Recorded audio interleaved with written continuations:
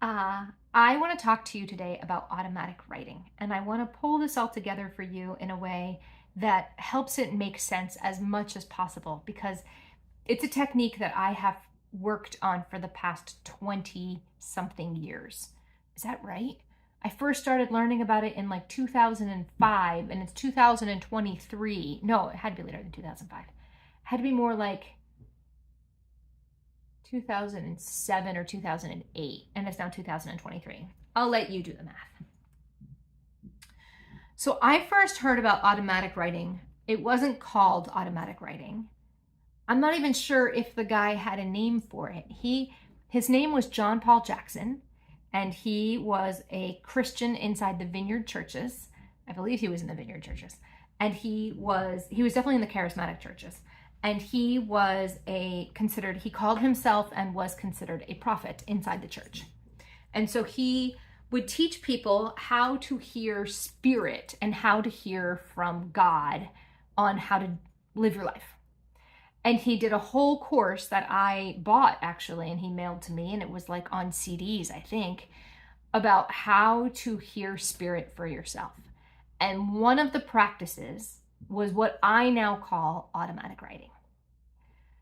It started for me when I was a hardcore Christian, following the Holy Spirit, working within the church, being a prophet on the prophetic team, meeting with my pastors regularly to be trained on how to give people uplifting and encouraging words that they felt came from the Holy Spirit.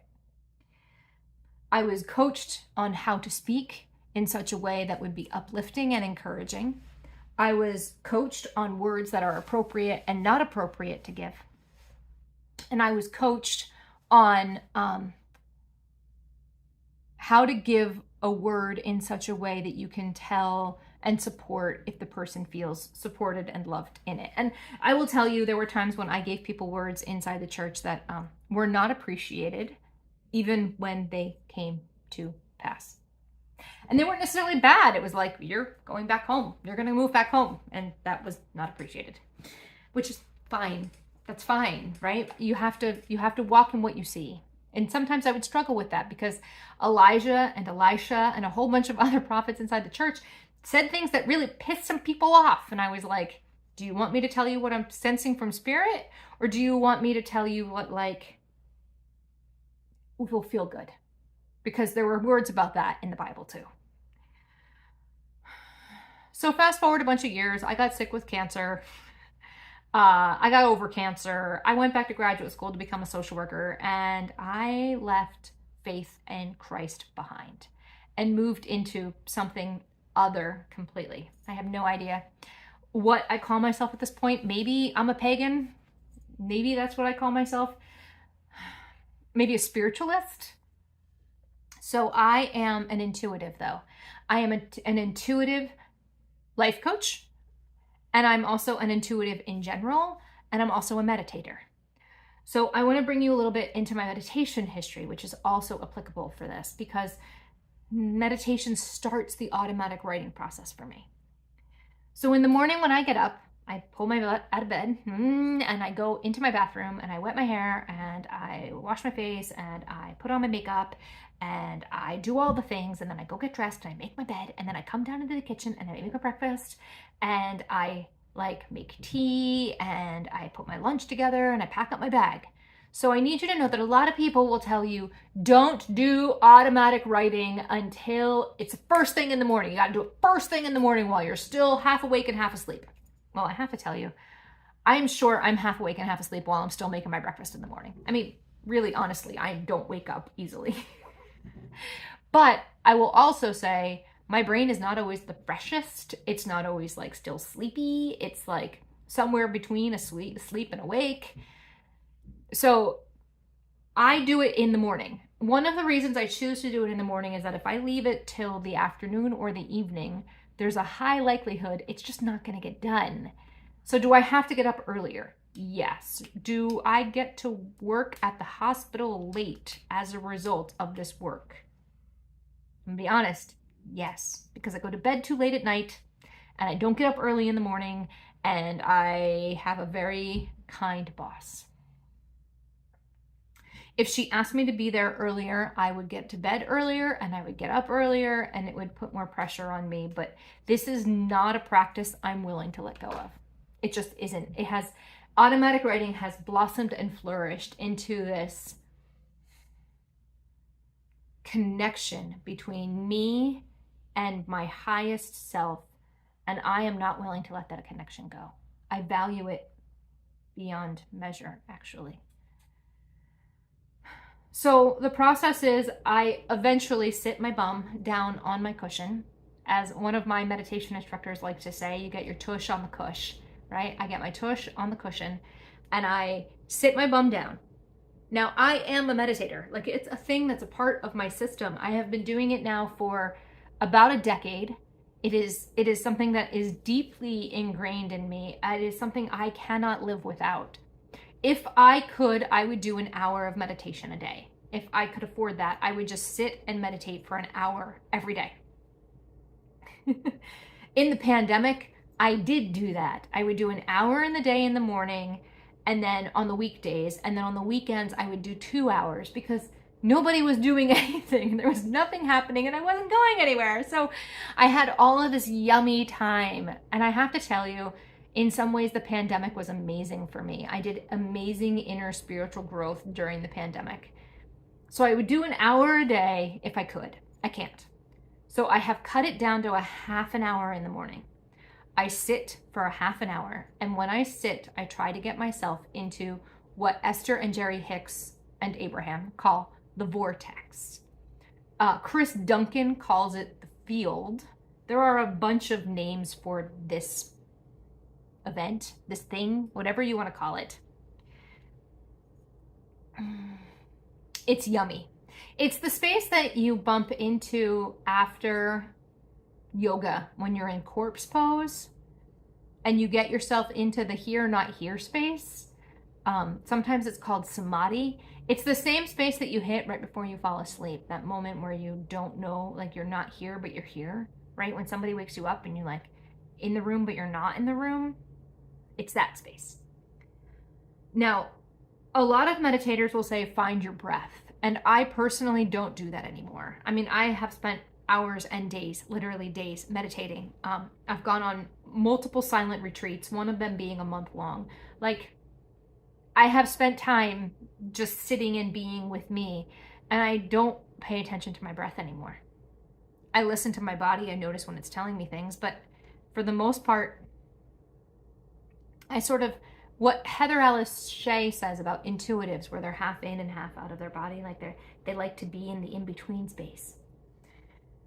I spend a lot of time in that in-between space. And like I said, I am an intuitive, right? I'm an intuitive life coach, I'm an intuitive, and I'm a meditator. So I get myself into meditation. I get myself into my sit. Oh, and I'm going to make a pause here and put a plug in that if you're listening to this and it's like in 2022, I have a course on my website, socialworkyourlife.com, called Manifesting Through Meditation. Manifesting Through Meditation. It's called Manifesting Through Meditation. I'm pretty sure that's the name of it. And it's currently free. If you're in 2022, it's probably still free. It's going to be free for like the first 250 people. And there's a meditation inside that. There's a meditation inside that course that teaches you how to get into the vortex. Just hop into the vortex. If you're looking for some guidance on how to do that.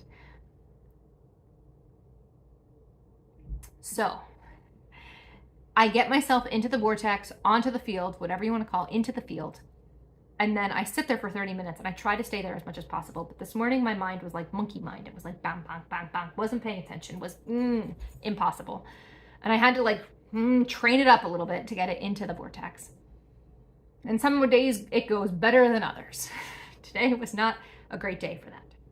So then after I'm done in meditation, I pull out a pad of paper and I do this old school. I am old school in doing this. Like how I do this is I embrace my old schoolness. I have a comfortable pen, which I actually don't have one here on the table right now. I have Like, there are pens. These are not comfortable. I do not love these pens. But I prefer, my pen of preference is a G2 Pilot Black. That's my preference. I don't mind. I would love the teal all the time, but then you have to get colors you don't like. And I don't like a bunch of those colors that come with the teal one. If I could have a whole pack of teal G2 Pilot pens, I would be a happy, happy girl.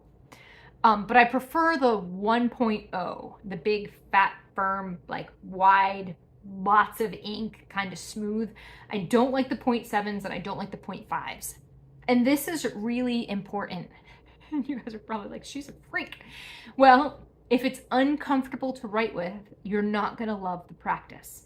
And I have tried using these pens in the practice and it wasn't my favorite.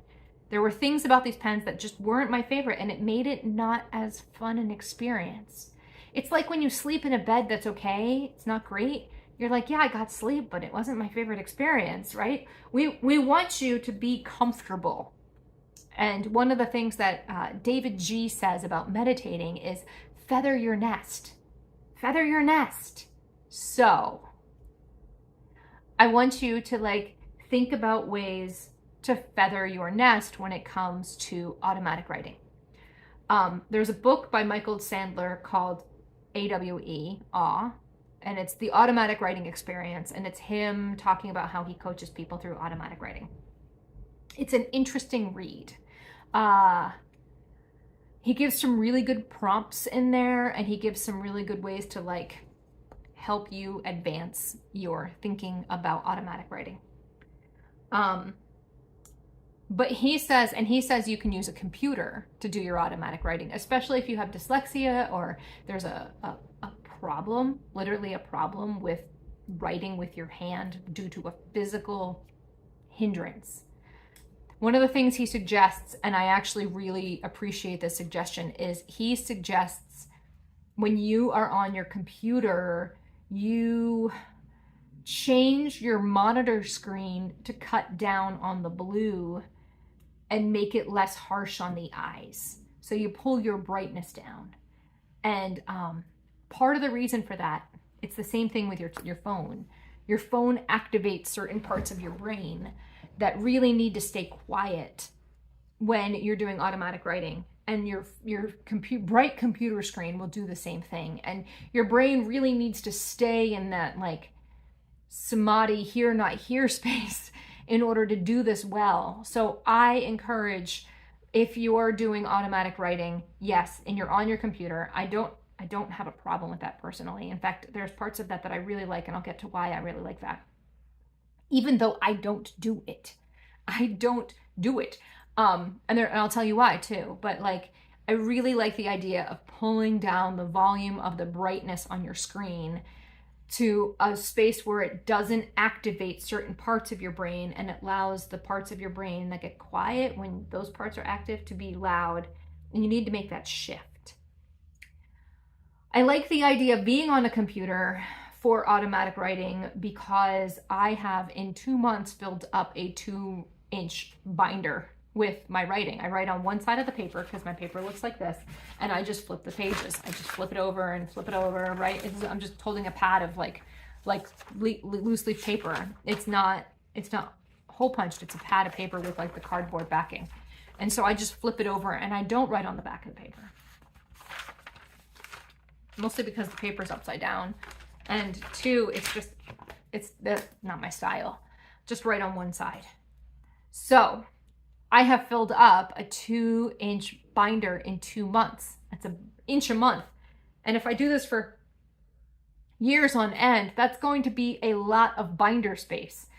And there's even a part of me that's like, at the end of the year, I'm going to go through and I'm going to pull out the major themes, and I'm going to pull out the major lessons, and I might just burn all the pages. Like, I don't really know if I need all that space, right? Like, I'm not really sure what I'm going to do. And it's something that requires some thinking. If I was on the computer, I wouldn't have this problem. I could just save it in a Google Doc and just keep adding and adding and adding and adding. And actually, that's what I did when I started. When I was doing automatic writing at the very beginning, I can't believe I just remembered that. At the very, very beginning, when I was in automatic writing, I opened a Word document and I I just typed, and the next day I started at the very top and I just like wrote my thing. And so everything just got pushed down as I was writing. And I could go back and reread it. In morning pages, it's The Artist's Way. The Artist's Way. I forget the author of The Artist's Way, but in The Artist's Way, there's an exercise every morning that you write 3 pages. So that's where I get the 3-page rule. I aim for 3 pages. Some mornings I get 5, some mornings I get 4, some mornings I eke out a 3. I push myself to 3. In morning pages, it says that around week 7 or 8, 6 or 7, you hit frustrated and you're like, what's the point of this? And I definitely at times I'm like, what is the point of this? But the more I press through and the more I hit my intuition and the more I receive guidance, the more I am open to big ideas. Some of my biggest ideas have come, some of my biggest dreams, some of my biggest hopes have come while I've been in automatic writing, and they are new and they are huge and I'm excited about them. So how to do it? 16 minutes in, and here we go. You sit in meditation for some period of time, 5 minutes, 10 minutes, whatever makes you comfortable. Esther Hicks says it takes her 5 minutes to get into the vortex. I have to tell you, when I first started trying to get into the vortex, it took me like an hour to get there. Now, it takes me seconds. But I've been doing this for a while, and I really like the practice of meditating. It's grounding and so important. So important. Where else I am is that the other thing I do is that, so the first thing I do is I meditate. The second thing I do is after I'm done meditating, I sometimes will turn on a light next to me because writing in the dark is not so easy. And depending on the time of year, it's still sometimes dark when I'm doing this.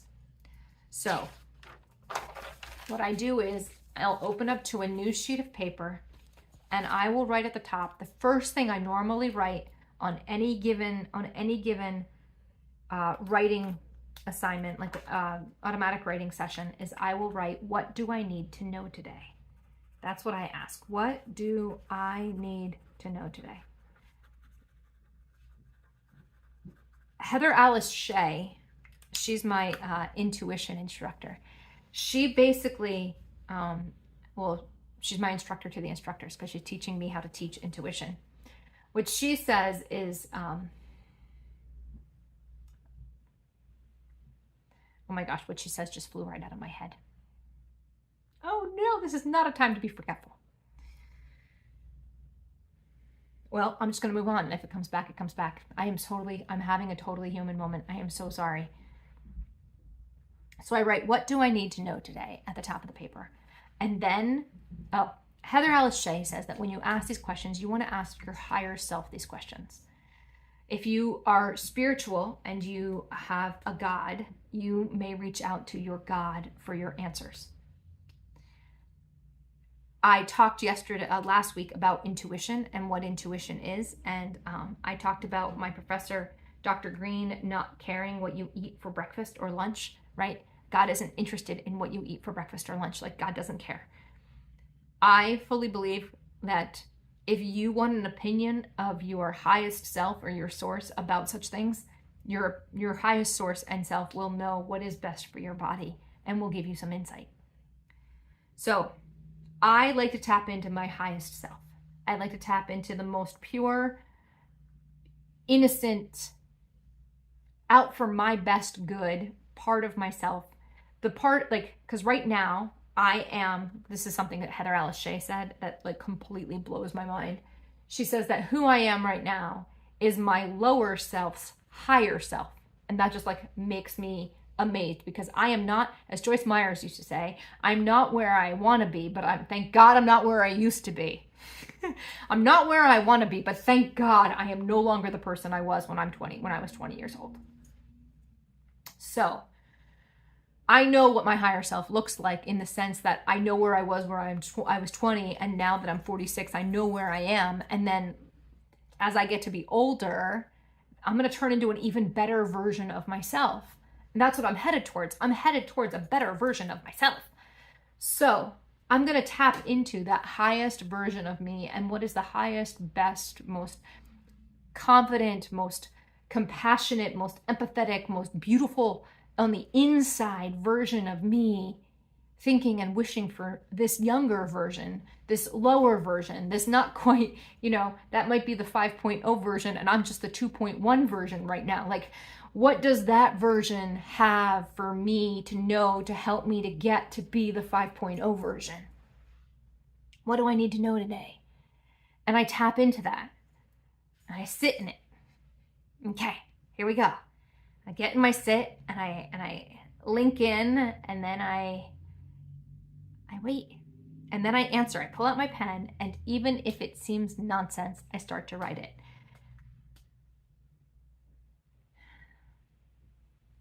And then once I'm done, it'll say things to me like, be gracious to yourself, be compassionate to yourself, be kind to yourself, be gentle with yourself.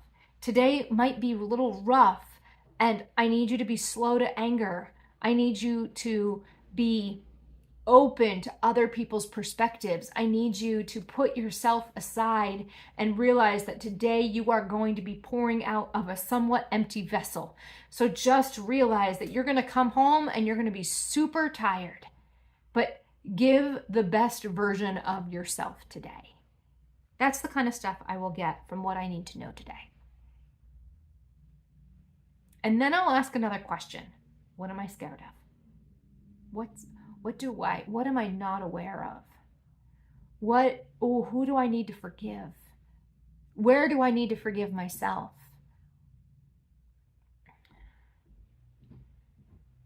Who am I? Who do you see me as? If at any point you get into, there's a couple of them, negativity, you get into list writing, you get into both of those things, negativity and list writing, they are not your higher self. That is your ego brain. That is your left brain taking over, right? If at any point you're saying things that are mean to you, that's not from automatic writing. Automatic writing is encouraging. It is uplifting. It is inspiring. It finds the best and gives you the most hope. That is what automatic writing is.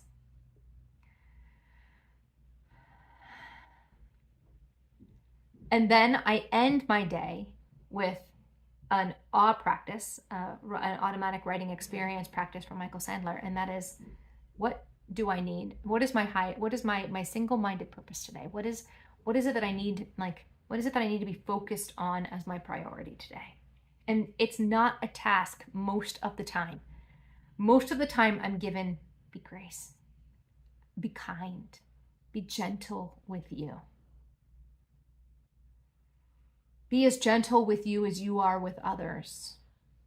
And when you're not being gentle with others and you go back and apologize to yourself after you're not gentle to yourself, which is not something I practice very often. And when I get 3 pages, and sometimes I get 5, and sometimes I'll pick up the things for other people. I'll be like, tell this person this thing, and I'll write out what they need to know. And then at the end, I'll send them a voice message. And it's like, hey, I just got this word in automatic writing for you. I hope this is encouraging to you. Sometimes I'll get visions of what is coming for me. And I'll just start writing and I'll be like, oh, right? What it's going to look like when I start public speaking. Or what it's going to look like when, these things happen in my life that I am currently working on manifesting and bringing in. So, I think that's an overview of automatic writing at this time. I want you to know that automatic writing is available as a course on socialworkyourlife.com. In the fall, I think it's going to be 8 weeks in October to November. So the beginning of October to the end of November. We might have to flip a little bit into December just because of Thanksgiving and Thanksgiving week. But it'll be one-on-one with me, not one-on-one, it'll be a group with me as the leader and the teacher. And so you'll have me as your person to guide you through. And we will be sharing what we're picking up. We'll talk about what our struggles are, how it's working, why it's not working, what happens, what are the blocks, how do we make this thing work for us in a way that like feels good for each individual. Like I said, I have made my own practice. I start with 30 minutes in the morning in meditation. You don't necessarily have to do 30 minutes. It's not mandatory, not necessary. It's up to you, right? What does your schedule allow for? What is most convenient and reasonable for you?